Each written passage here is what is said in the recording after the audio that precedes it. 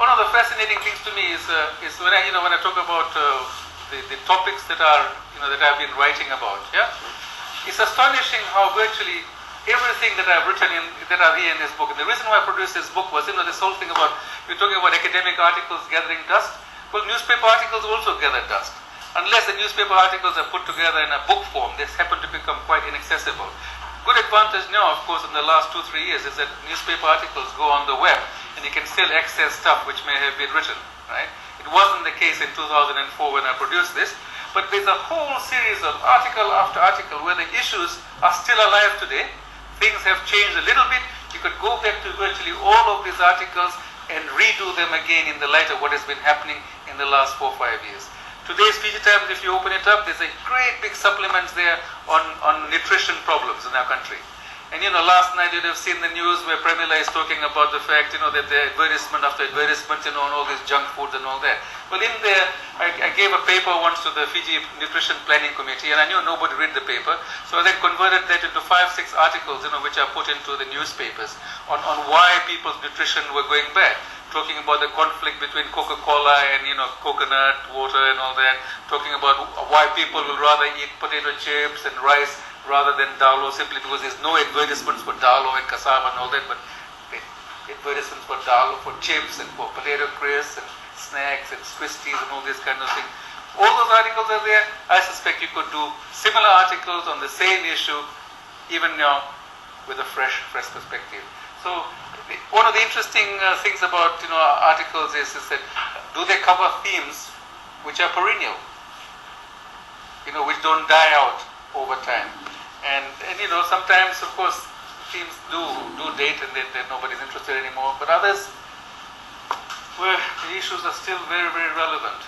And I think in one of the exercises that Shalene was going to set for you people is to look at some of those articles and see how you would rewrite them maybe from a fresh perspective, from what you sort of know now. Yeah, you would open to questions and things. Is to change Australia's attitudes towards guest workers. Right? One of the real problems, in our countries is simply the absolute. Some of it is all self-created as well. Our inability to make our economies grow and provide jobs for our people. Australia is absolutely short of unskilled labor. They're getting workers from Philippines and all that. Howard absolutely refused to give access to our workers. New Zealand, last year changed and they allowed in 6,000 workers, but they refused workers from Fiji because of the coup. But apparently that scheme is working very, very well, in the fruit gathering areas and all that. It's going to grow, I'm sure. And Australia, till now, is still resisting it. We need to get our governments in the region to force Australia to change.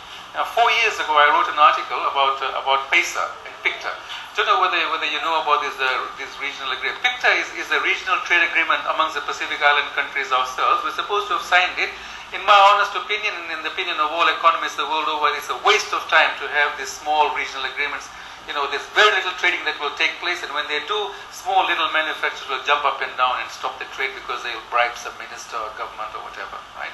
PESA is the agreement we're supposed to have with Australia and New Zealand, where if we do a deal with, say, another developed country like the European Union, and Fiji and Papua New Guinea have signed the EPA with the European Union, we're supposed to start negotiations with Australia for a free trade area with Australia and New Zealand. Now, if you have a free trade area with Australia and New Zealand, what will happen basically is most of our local manufacturers will collapse because they're all producing under protection. Bring the import duties down on competing products, most of them will shut up. There'll be losses of thousands and thousands of jobs. I have been arguing that our Pacific Island countries should actually negotiate with Australia and New Zealand and say, we don't mind PESA coming in, but in return you've got to give access to all our unskilled people for whom we can't provide jobs. We should point out to them also that for 30 years you've been taking all our qualified people, our engineers, architects, teachers, everything, plumbers, electricians, to the extent if you put a dollar value on the skilled people who Australia, New Zealand, Canada and the United States have taken, it will come to billions and billions of dollars, maybe 100 to 1,000 times more than the aid that they give us. So there's an unfair exchange taking place where they will not take our unskilled laborers but will take all of our skilled people. So to me, a very important policy area where journalists can influence what Australia does and doesn't do is to make this an issue where our Pacific Island countries basically use this as a bargaining chip for any trade liberalization that will take place in the future, to say, we want access for our people. Yeah? What's the second important issue around the region which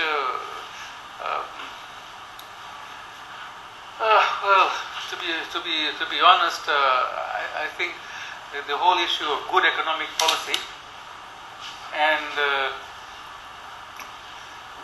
let me give you something